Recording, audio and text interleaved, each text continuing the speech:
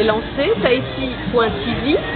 Donc cette chaîne, elle est faite par qui et pour qui?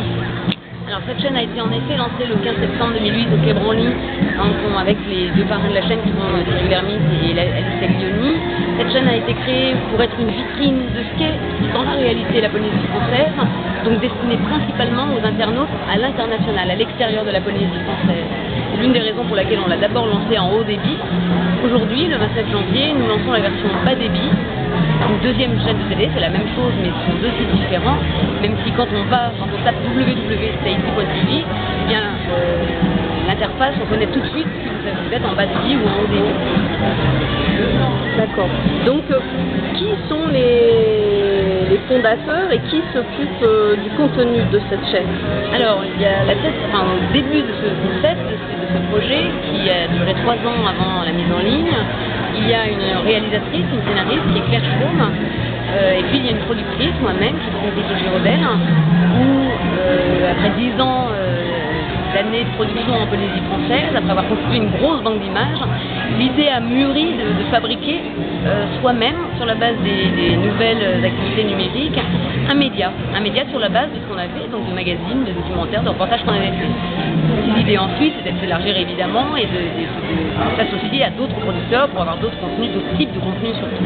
Et voilà l'équipe de départ de la chaîne. Ensuite, très vite, nous a rejoint Michel Jonker, qui est le directeur général de France Télévisions Publicité, qui a été séduit par le projet et qui gérera la partie commerciale de Tahiti.tv. Et puis ensuite, il y a les partenaires qui arrivent maintenant. Le premier, qui était, c'est vrai, incontournable et presque naturel, c'est le GIE de Tahiti Tourisme, qui depuis maintenant 1 an nous soutient dans ce projet qui est Tahiti.tv. Et quelle est votre ambition avec ce site? L'ambition, c'est de montrer à chaque internaute la facette qu'il souhaite trouver en Polynésie française, c'est-à-dire de dépasser le mythe de la Polynésie française, donc la baïnée, la plage, les palmiers, enfin, ce qu'on a en imaginaire de Tahiti quand on habite ailleurs, et de dépasser ça et de montrer que derrière ça, oui, il y a ça bien sûr, mais que derrière ça, il y a beaucoup de choses. Il y a des gens qui vivent, qui ont des histoires formidables, il y a une culture riche, formidable, intense, très différente d'un archipel à l'autre, il y a des paysages, il y a des animaux, enfin, voilà, il y a beaucoup de choses à montrer qu'on ne voit pas assez. Et si on a un objectif, c'est vraiment au-delà de promouvoir évidemment la Polynésie française ou de valoriser les œuvres polynésiennes, les visuels polynésiennes, c'est vraiment de montrer que derrière le mythe, il y a beaucoup d'autres choses. Très bien. Et est-ce que vous avez déjà des retours depuis l'ouverture de ce site? Alors on a référencé déjà une petite vingtaine de retours.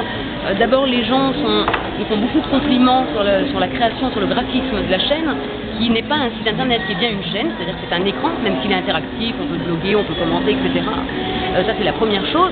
La deuxième, c'est bien souvent on nous dit mais le AIVA enfin en ligne, l'arrêt Manta, ça y est je sais ce que c'est, les plongées, Tahiti j'en rêve mais j'ai jamais vu en photo un peu un documentaire ici, etc.